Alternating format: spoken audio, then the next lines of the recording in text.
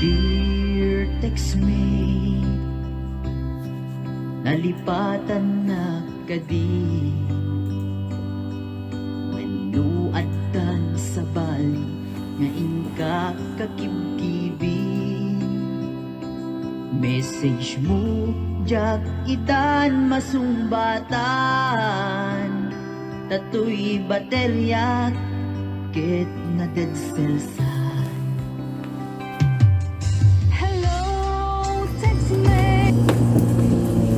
Welcome back everyone! Welcome to Tita Ching kitchen. This morning guys, ayan, ang ganda-ganda po ng umaga ngayon dito sa amin. Kaya ako'y nandito sa labas.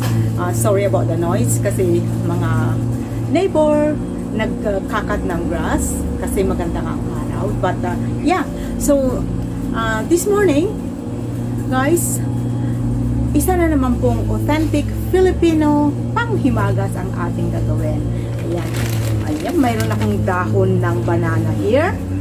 Ayan, so ang gagawin natin ay, pero bago yan, pag di pa po kayo nakapag-subscribe dito sa channel ko, please hit that subscribe button and smash that notification bell para po kayo laging updated sa mga videos na i-upload ko.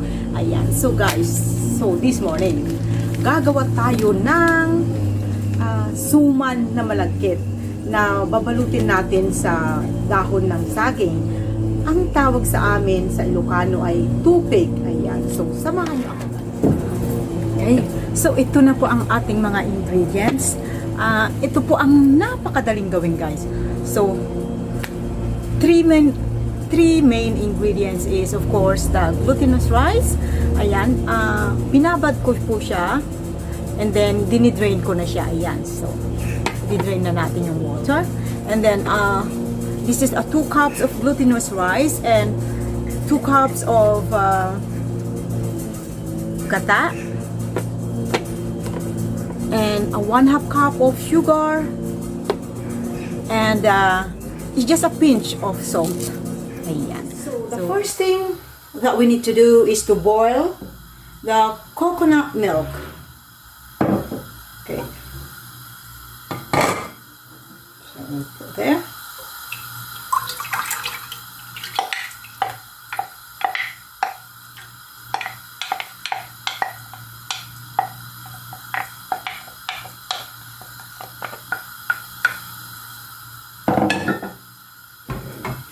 Okay, so we'll wait till the coconut milk is boiled before we go to the next step. Okay, now that the coconut milk is boiling, we shall then put the brown sugar, white sugar,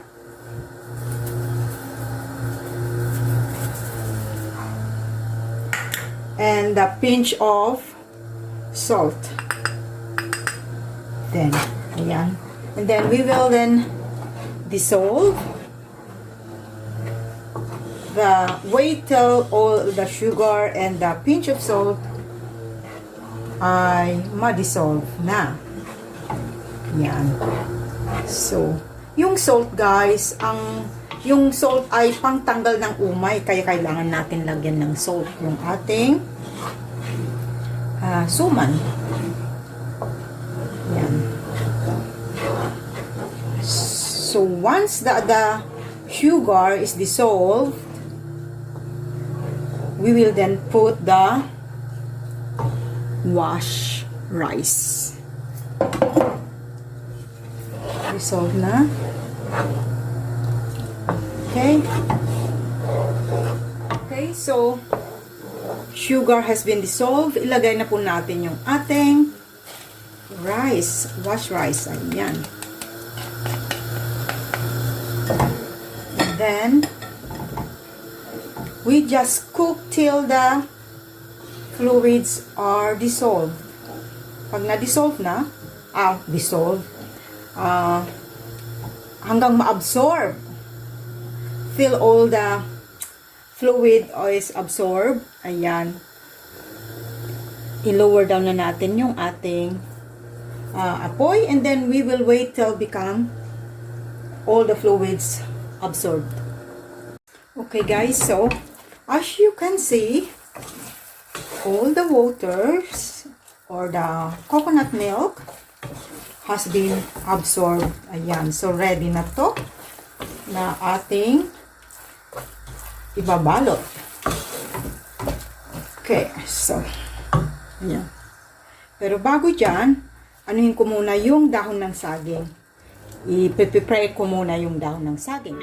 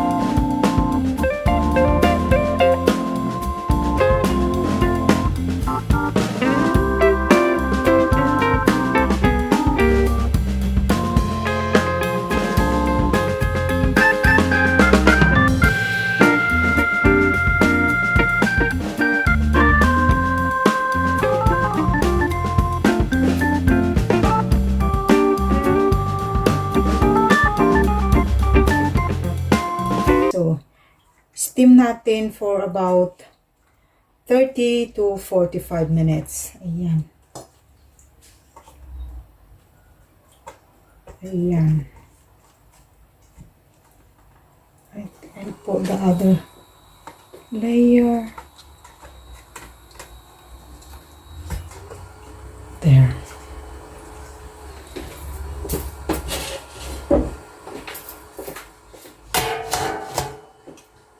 Then natin other layer.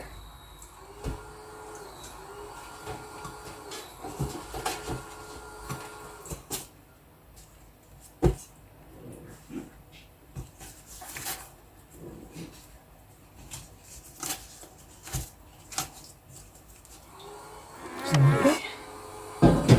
So, i-steam na natin, guys. For about 30 to 45 minutes. Ayan. Okay. Okay, let's check now. It's been cooked. Okay. We will try one. Yes.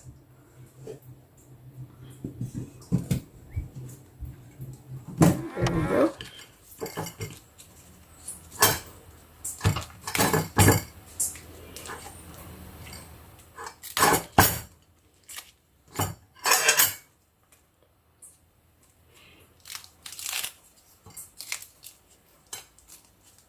There you go. Lovely.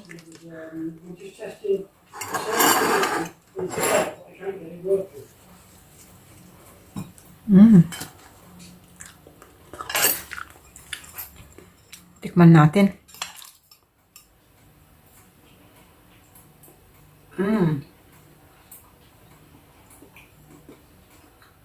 Perfecto.